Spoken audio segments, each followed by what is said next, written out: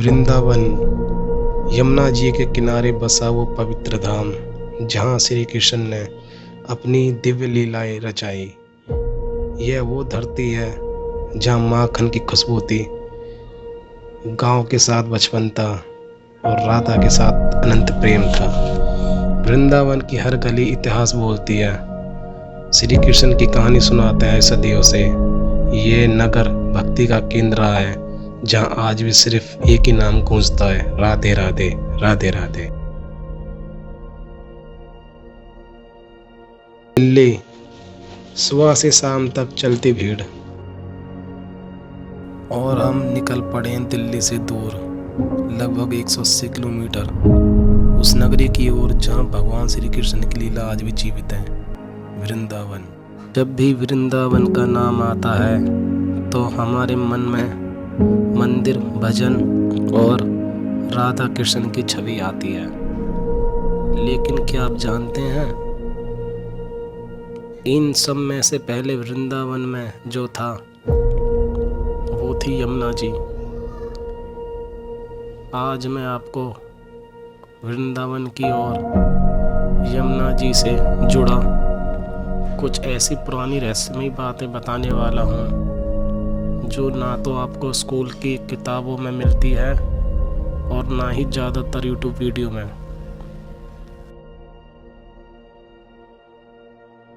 भारत के सबसे पुराने ग्रंथ में लिखा हुआ है, उस समय यमुना जी को यमी कहा जाता था।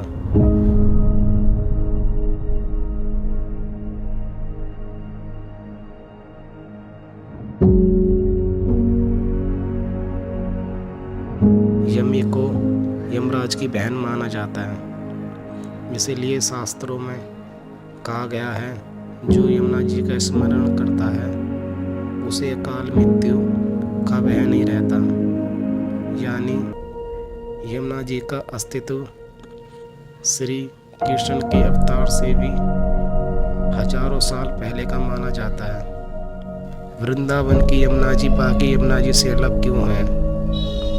शास्त्रों के अनुसार वृंदावन में बहने वाली यमुना कोई साधारण नदी नहीं है।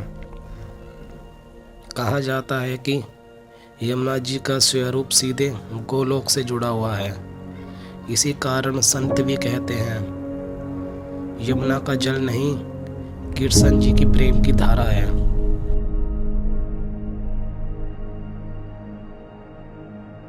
इसी वजह से वृंदावन की यमुना जी को गंगा से भी अधिक महत्वपूर्ण माना जाता है। एक समय यमुना जी का जल बिल्कुल शुद्ध और मीठा हुआ करता था।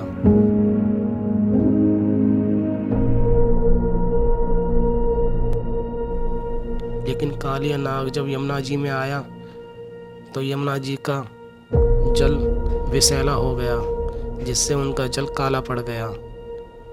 तब बाल कृष्ण ने यमुना जी की रक्षा के लिए कालिया नाग के फनों पर नृत्य किया। ये सिर्फ लीला ही नहीं बल्कि संदेश था, प्रकृति की जब रक्षा ईश्वर स्वयं करने आते हैं।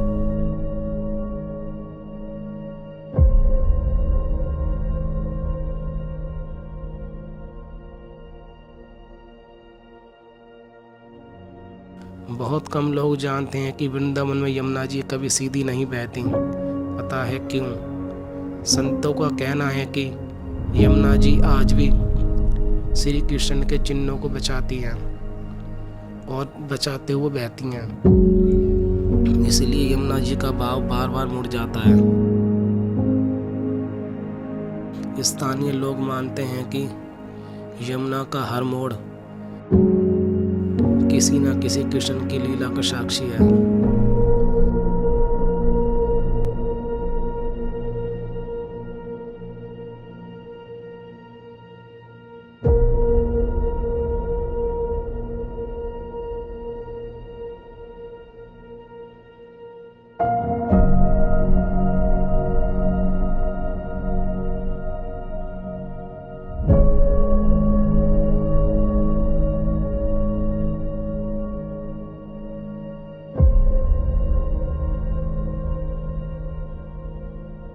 गरुड़ पुराण में एक बहुत गुण बात कही गई है। अगर किसी व्यक्ति की मृत्यु वृंदावन के तट पर हो जाए तो उसे पुण्य जन्म नहीं लेना पड़ता। इसलिए आज भी कई संत और भक्त वृंदावन में अंतिम समय बिताना चाहते हैं। शास्त्रों में कहा गया है, गंगा पाप धोती है, यमुना हृदय बदलती है। गंगा मोक्ष देती है, लेकिन यमुना जी भगवान श्री प्रेम की भिक्षा देती हैं। इसी कारण वैष्णव भक्त यमुना जी को सबसे प्रिय मानते हैं। वृंदावन की यमुना जी सिर्फ एक नदी नहीं, बल्कि हजारों साल पुरानी बाल कृष्ण की लीला का जीवित गवाह है। क्योंकि जब तक यमुना जी बहती रहेंगी तब तक वृंदावन जीवित रहेगा।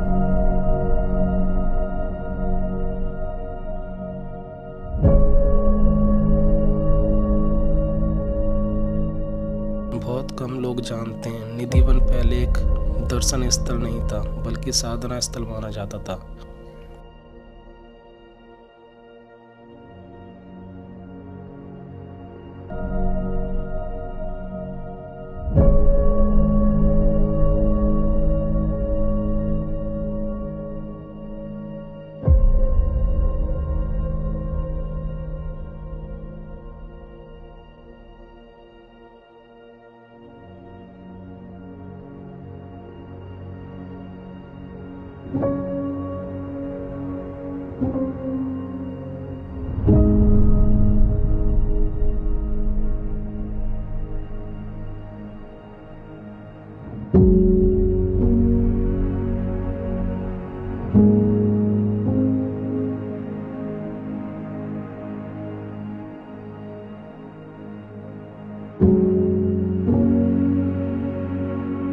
वृंदावन यह केवल मंदिर और गलियों का शहर नहीं है, ये है त्याग, भक्ति और समर्पण की भूमि।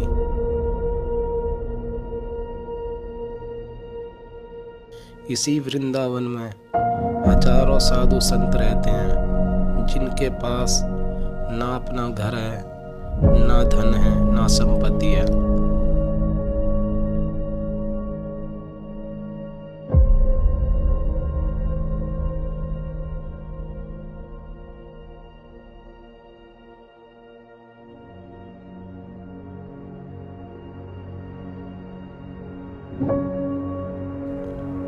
फिर भी इनका जीवन शांति से भरा हुआ है।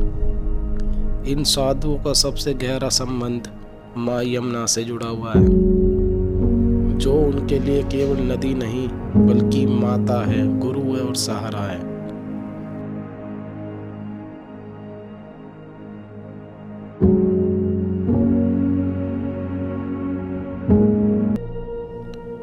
ऐसे साधु बाबा हमें सिखाते हैं कि सच्ची दौलत चीज़ों में नहीं, भक्ति में होती है। ये साधु बाबा बहुत कम बोलते हैं पर गहरा सिखाते हैं। कभी कभी उनकी चुप्पी हजारों शब्दों से भी ज़्यादा सिखा जाती है।